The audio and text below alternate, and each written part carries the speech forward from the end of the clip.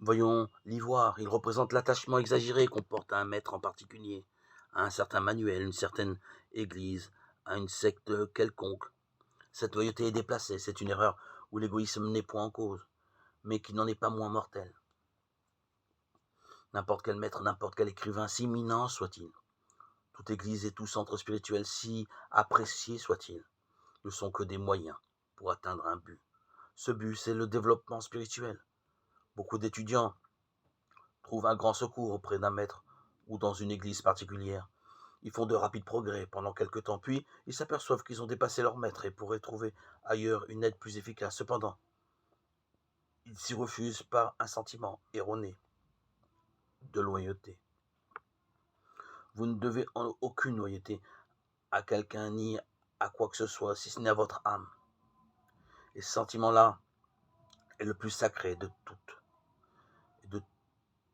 toutes les bonnes choses. Reconnaissez avec gratitude toute l'aide que vous avez reçue d'une source quelconque.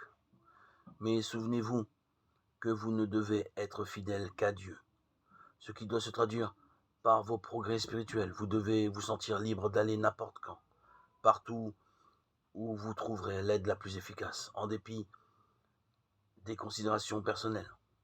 Agir autrement, c'est commettre le péché contre le Saint-Esprit.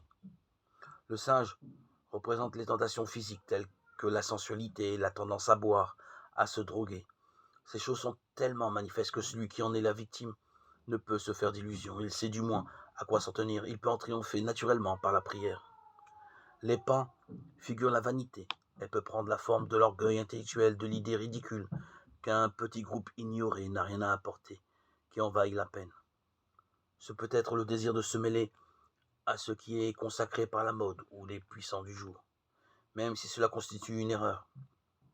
Le pan comprend aussi l'orgueil spirituel qui affecte cependant, même ceux qui sont réellement dans la vérité.